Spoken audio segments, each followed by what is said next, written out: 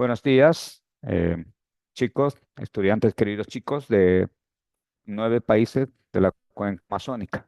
Mi nombre es Gilberto Nequimo, soy de la nacionalidad guaraní. Nací, crecí, obviamente, en la comunidad. Después hice mi secundaria y la universidad en la ciudad.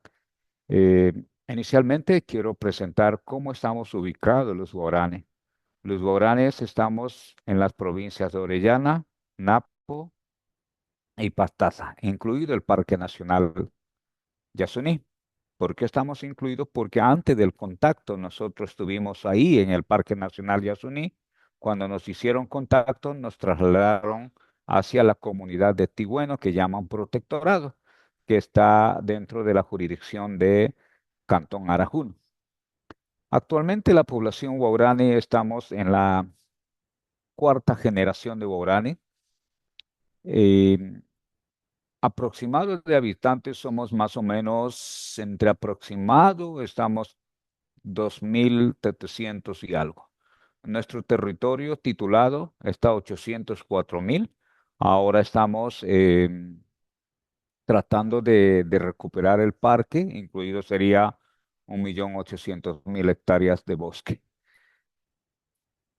Estamos con 84 comunidades en 4 provincias, ¿no? Y ahora, como le conté, estamos en los guaraníes de cuarta generación, que no van a ver, como vieron, o algunos vieron fotos de la nacionalidad en la oreja con balsa pintado, porque ya estamos adaptando a una manera distinta, pero siempre no olvidar de dónde venimos, nuestras fiestas, nuestra práctica cultural, la identidad cultural, seguimos luchando para poder mantener. Entonces, en referencia a la Aquí de lo que voy a compartir es acciones y estrategias de autoprotección territorial comunitaria para enfrentar amenazas y proteger el territorio.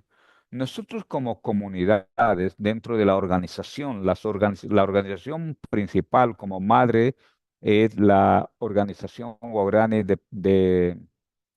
Organización de la Nacionalidad Guaraní, perdón, NAHUE, y desde ahí están las provinciales, que en Pastaza está OWAP como Organización Guaraní de Pastaza, Napo está Organización Guaraní de Napo y en Orellana Organización Guaraní de Orellana. Cada provincia tenemos distintas, las comunidades están dentro de áreas de influencias petroleras, porque hay mucho más petroleros en esta zona. En Napo hay algunas comunidades con influencias petroleras o presencias petroleras, diríamos, ¿no? Y en Pastaza estamos un poco alejados de petroleras y también contamos con la presencia de pueblos aislados, que son nuestros propios familiares que aislaron en los años 55, 56, 57, hace años, cuando nosotros la mayoría entrábamos al contacto, este grupo rechazó y quedó para vivir, que hoy son más violentos de lo que nosotros éramos, ¿no? Entonces, ahora vamos a hablar sobre las acciones que hemos hecho en el territorio. Primero, nosotros hemos hecho como eh, organizaciones provinciales a través de la UAP, que es filial de la NAHUE, hemos hecho convocatoria a todas las comunidades para analizar y crear un grupo de guardias comunitarias. Como ven en la pantalla, decimos Neguanomoni Meñebay, quiere decir Guardia Comunitaria Meñebay. Entonces tenemos el logo, el eslogan, que es o la foto de la cabeza del jaguar, porque nosotros somos descendientes de jaguar, ¿no?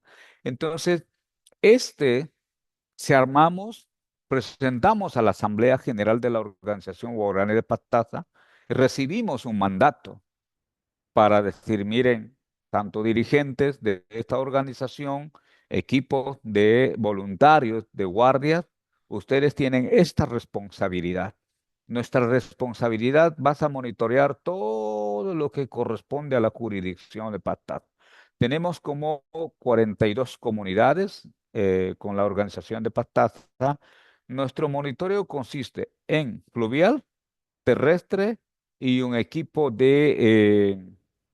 un equipo especializado para rastrear todo lo que ve. Hemos enfrentado, como en el caso de minería, en el caso de tráfico de madera y tráfico de especies. ¿Por qué? Porque es una necesidad. Por una necesidad que estamos pasando, lo vamos protegiendo, pero si un actor entra y ofrece, entonces los guaraníes creen que la oportunidad, pero nosotros estamos diciendo, miren, hay otra forma, otra estrategia que podamos generar la economía para las comunidades. Entonces, nuestra responsabilidad, queridos chicos, es que cada comunidad delega dos o un representante de la comunidad para que integre a este equipo. Entonces, una vez que se integra a este equipo, planifican, coordinan, tienen un coordinador para monitorear, visitan a las comunidades, informan a las comunidades para decir si algo ha sucedido. Por ejemplo, si ha presenciado minería, primero escalamos investigar con todo el equipo de dónde viene esta minería, quién lo trajo, si está dentro del territorio, fuera de territorio o está al límite de territorio, todo eso para poder establecer mecanismos que vamos a utilizar. Entonces informamos a la comunidad, luego informamos a la organización Guaraní de Pastaza para decirle, mira, esta presencia o esta amenaza existe en el territorio guaraní. En este momento nos sentamos, planificamos, si está al límite de otro territorio, como tenemos compartido con la nacionalidad quichua, le invitamos a sus representantes para decir, miren, vamos a hacer un operativo contra eso porque está ilegalmente en el territorio. Nosotros vamos y notificamos a ellos para decirles, ¿saben qué? Esta notificación tiene vigencia de 48 horas para que ustedes de una buena manera voluntariamente puedan abandonar, porque no está permitido en primer lugar. No dependemos de las instituciones que nos permitan o regulen, no, es nuestro autogobierno, autonomía propia. Con esta decidimos decir, ¿saben qué? Nosotros de buena manera queremos que ustedes retiren de aquí porque nos están haciendo daño, nos están dañando nuestro bosque, nos están dañando nuestro ríos, nos están dañando nuestra naturaleza. ¿Por qué estamos haciendo eso? Porque estamos teniendo con una proyección que la quinta y sexta generación pueda vivir sin enfermedad, pueda consumir sin miedo los peces, pueda consumir los animales que hoy consumimos. Eso se llama garantizar la buena nutrición para las nuevas generaciones. Entonces, lo que ustedes ven, chicos, abajo son jóvenes voluntarios de muchas comunidades que turnan cada 22 días para tener puntos estratégicos, es decir, punto estratégico por la cabecera del río Curaray tenemos en comunidad Pitacocha Quichua y comunidad Ovepuare Guagrani, ahí tenemos punto de monitoreo. Y abajo también tenemos comunidad Curaray de Quichua y Guaraní, tenemos un punto de monitoreo. Ahora recientemente hemos instalado nuevo punto de control que es Noshino, también que dividimos con los quichuas. Entonces, nosotros lo que hacemos es ir al campo, verificar, recorrer y ver si están haciendo eh, cacería a alto volumen o están traficando algo dentro del territorio. No es confrontar, sino es vigilar, pero con un principio de autoridad controlar eso. Entonces, el, en segundo lugar, en segundo lugar, lo que hacemos es capacitar a los jóvenes que están sumando cada día de seguir apoyando mutuamente juntos, trabajando con equipos y todo para poder monitorear. Ellos están capacitando cómo están haciendo otros jóvenes. Nuestros usos de protección siempre utilizamos la lanza, que es nuestro símbolo de resistencia. Ustedes ven ahí en foto, hay un pique y un joven que están teniendo las lanzas. Ese es nuestro símbolo de resistencia. No es símbolo de amenaza, sino es símbolo de resistencia. Entonces, y nosotros como nacionalidad guaraní siempre vivimos casi dentro de territorio de Orellana, viven las comunidades como Bameno, Boanamo, Omere, Ñoneno, Yemeneno. Son las comunidades que colindan con los pueblos aislados y también las comunidades Tobeta, Yarendaro, Dicaro, Miwaguno y Yahuepare, que otras comunidades que también colindan con el pueblo guaraní. Y también nosotros no utilizamos mucho a los piques para que nos acompañen. ¿Por qué? Porque su tiempo ya se terminó. Lo que convierten los piques son autoridades en este momento. Nos están monitoreando todo el trabajo que estamos realizando nosotros los jóvenes líderes de la segunda generación, diríamos, ¿no? Bueno, tercera generación y cuarta generación. Las mujeres incluyen en la operación de monitoreo voluntariamente, ¿no? Los niños también en varias actividades como asambleas, reuniones territoriales, reuniones de decisiones, suman los niños y preadolescentes también ven cómo estamos construyendo este camino, cómo estamos llevando nosotros mismos con nuestro propio autogobierno. Es importante mantener nuestro autogobierno, mantener nuestra autonomía y mantener nuestra decisión. Porque si dejamos que alguien nos dé decidiendo, es el peor, es el peor. Hoy en día el pueblo guaraní se ha comenzado a tener un gran problema porque hay presencia de actores que vienen hablando sobre carbono, créditos de carbono. Hay muchos, pero nosotros siempre estamos ahí para decir, mire, nosotros no estamos para negociar, no estamos para nada, simplemente estamos aquí para proteger nuestros bosques. Queridos chicos, yo quiero decirles que la protección de nuestro territorio es súper importante, súper importante. ¿Por qué es súper importante? Primero debemos ir atrás por muchos siglos, por muchos años antes que existiera esa famosa República de Ecuador, República de Bolivia, República de Colombia, República de Perú, nosotros ya existíamos en estos territorios. Entonces, el legado de nuestros abuelos o la herencia de nuestros abuelos nos corresponde a nosotros seguir defendiendo como tal trabajaron, como tal hicieron nuestros abuelos. Por eso los abuelos de la primera y segunda generación nos convierten como jefes, como superiores a monitorear. Las mujeres también, pero las mujeres de tercera y cuarta generación movemos todo el territorio, movemos todo y también lo que estamos haciendo es hacer limpieza de mantenimiento de límites territoriales cada 6 meses para poder marcar y decir, miren, hasta aquí es nuestro territorio, hasta aquí está titulado con documentos. Entonces, realmente para mí la estrategia de autoprotección nos ha funcionado mucho. ¿Por qué nos ha funcionado mucho?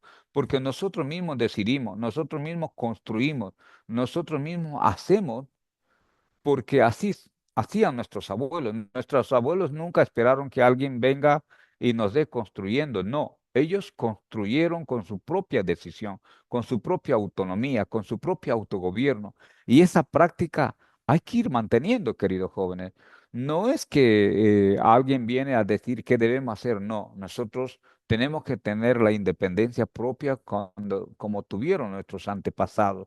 Entonces, yo quiero decir que todo el conjunto de trabajo entre Guardia Comunitaria Meñebay, líderes políticos y consejo de abuelos y abuelas se une, se conecta para sostener, para enfrentar. Nosotros no estamos enfrentando solamente petroleros, hemos enfrentado minería, hemos enfrentado madera, ahora enfrentamos actores externos que vienen a ofrecer a crédito de carbono. Le convencen tan fácil a los jóvenes, entonces nos estamos metiendo en problemas.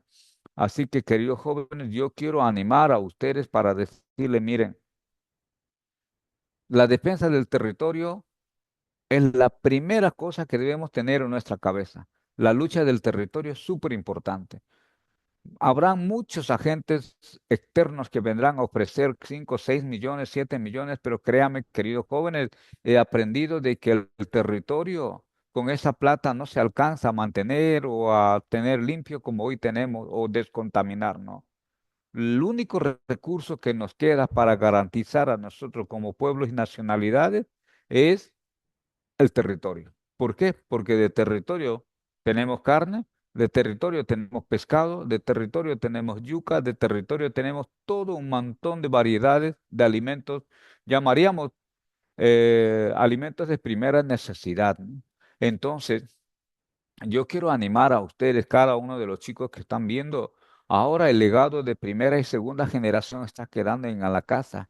Nos toca a ustedes y a mí, porque a nosotros nos toca defender y proteger a nuestro pueblo.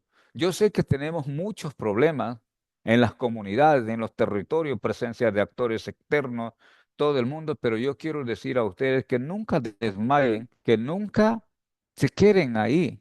Más bien, todo lo que ustedes van a recibir, todas las inducciones o instrucciones de estas clases, guarden en su mente. Yo sé que es difícil, pero nosotros los guaraníes estamos en etapa de adaptación. Ya nos hicieron contacto, ha pasado 60 años, es decir, los últimos en ingresar en contacto inicial, pero estamos luchando de sostener esta parte clave que es la transmisión de conocimiento, desde los abuelos hacia la nueva generación. Eso no implica que yo tenga el título de cuarto nivel, no importa, el conocimiento de los abuelos es mucho más importante que cualquier título que pueda otorgar academia. ¿Por qué es mucho más importante? Porque tú tienes suficiente conocimiento de cómo sobrevivir, de cómo seguir existiendo en esta tierra que nos lucharon nuestros abuelos. Yo orgullosamente siento Guaraní feliz, siempre motivo de la defensa, el cuidado de los bosques, de los territorios, porque es un mercado, es una farmacia, es un supermercado enorme, queridos chicos. Los bosques nos dan la vida que hoy estamos teniendo. Yo creo que ustedes están en esta clase para aprender, para mirar y sigan a sus líderes y sigan a sus abuelos. No se dejen de perder conocimiento de los abuelos. Ellos tienen una riqueza enorme de conocimiento. Yo he aprendido mucho de mi abuelo finado, de mi abuela finada, y aún tengo, gracias a Dios, a mi abuela que siempre acudo para pedir los consejos. Siempre acudo a mis padres para preguntar si esta decisión vale la pena tomar o no. Nosotros como líderes políticos guaraní no tomamos decisiones porque queremos, no. Consultamos en una asamblea, a su vez consultamos a nuestros propios padres para preguntar si esta decisión es viable como para tener. Entonces, yo creo que, queridos jóvenes, ustedes en este momento eh, pueden tener una mirada de lucha, ¿no? Pensar qué va a pasar. No se tengan miedo, eh,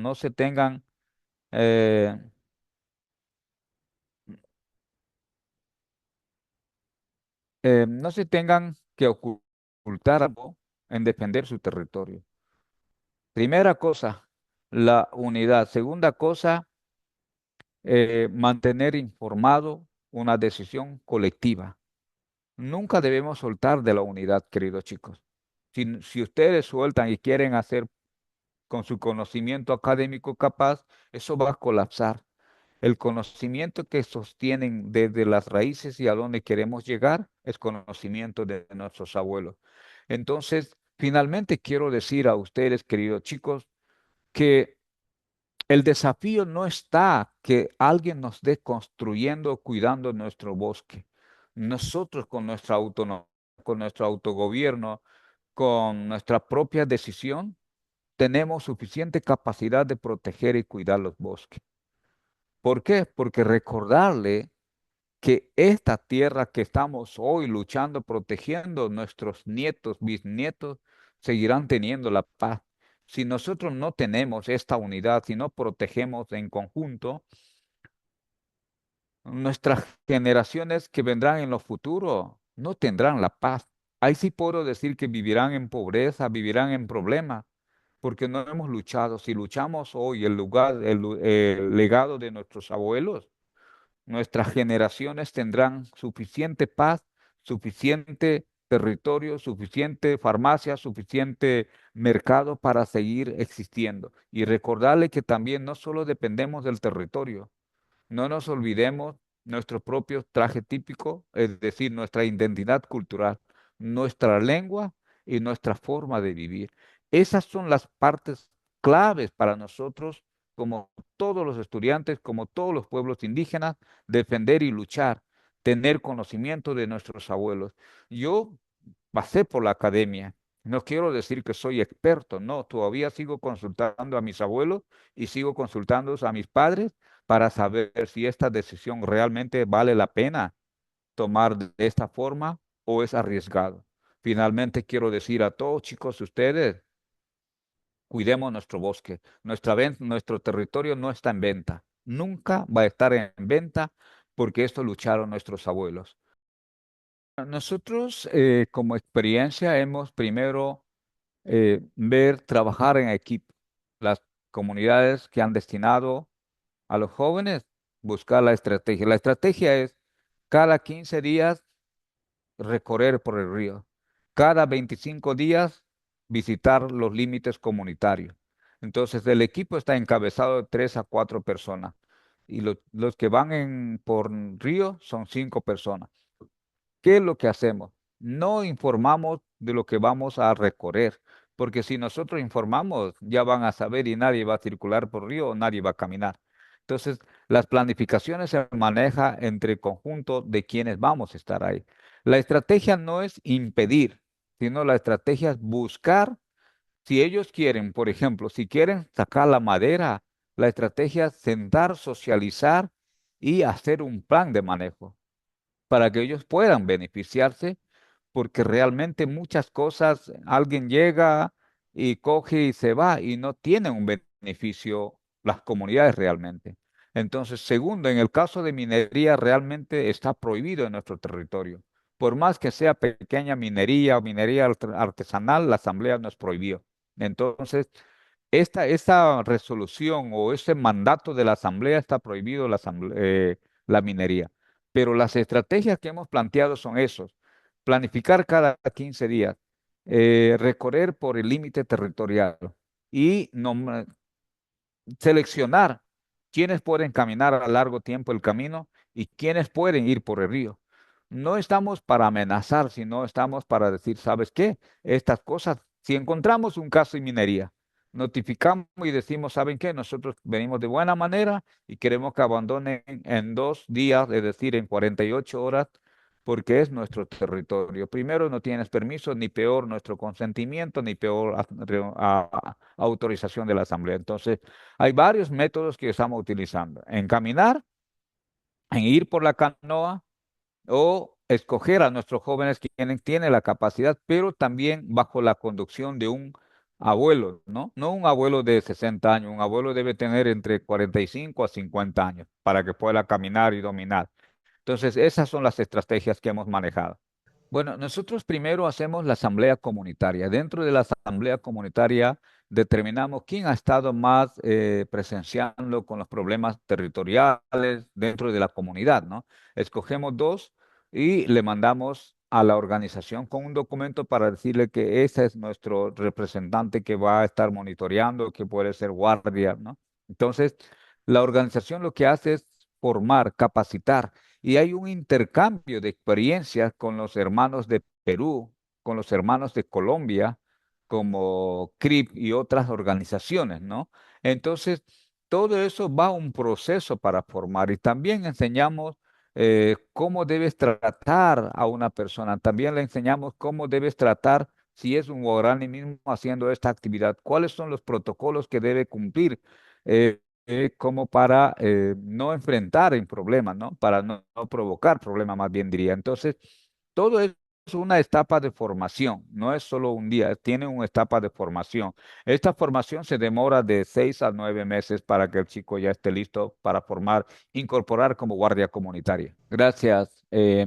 Verá, nosotros en el tema de los pueblos en aislamiento voluntario, primero tú sabes que el Estado está teniendo una estación de monitoreo, pero nuestra mirada no está cumpliendo la normativa. Entonces, sin separar al Estado, hemos identificado que nosotros por la autonomía, por el autogobierno, vamos a decidir algunos lineamientos. Primero, hemos socializado con las comunidades que quedan alrededor del territorio intangible, es decir, Esos son los protocolos. Por ejemplo, si hay pisadas, si hay flechas que han dejado, si hay rama doblada, por favor, no perseguir, no cruzar la línea. Si alguna vez ven que hay una lanza cruzada, eso significa que no puedes pasar. Estás poniendo en riesgo tu propia vida para que puedan ir respetando. eh, Actualmente también estamos trabajando en el tema de sentencia de CIDH, ¿no? Para que el Estado se cumpla esa sentencia. Y en este tiempo estamos aprovechando de decir, mire, estos pueblos aislados son nuestros hermanos. Están viviendo aislados únicamente porque no quieren saber del Estado, no quieren saber de la sociedad. Entonces hay que dejar que vivan ellos. Ellos tienen plena libertad. Nosotros los guagos que fuimos con contacto inicial estamos sufriendo porque tenemos que enfrentar varias dificultades. Para mí es mejor que ellos vivan ahí como tal viven porque esa es la forma de vivir, esa es la forma de seguir. Entonces, hay varios mecanismos, por ejemplo, a quién deben comunicar cuando ven las pisadas, a quién deben acudir cuando hay presencia de ellos.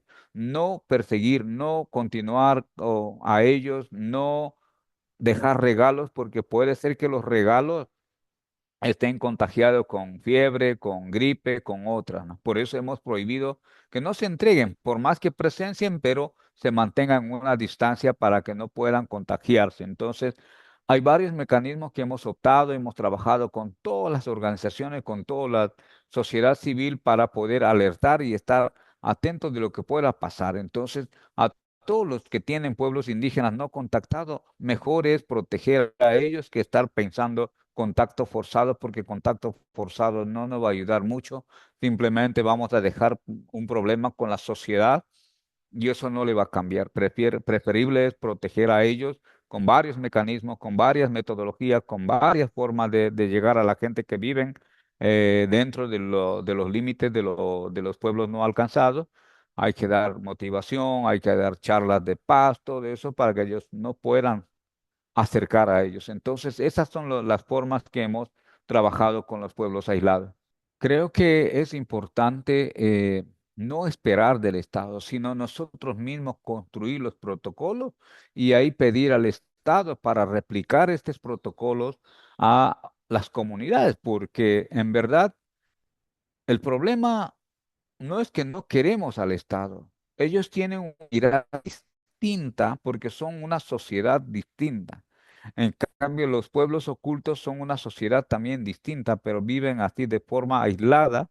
Entonces, lo que hemos hecho es, la incidencia que hemos hecho al Estado es que tengan más presupuesto, que tengan personal, que tengan conocimiento de culturas, de antropología, de investigación, no investigador nuevo, que una persona que haya vivido en el territorio para que él pueda estar orientado a cualquier cosa que pueda pasar, pero la conexión no pueden soltar al Estado, sabiendo que en primer lugar, según la Constitución, el Estado es el que debe garantizar a estos pueblos y otros pueblos indígenas.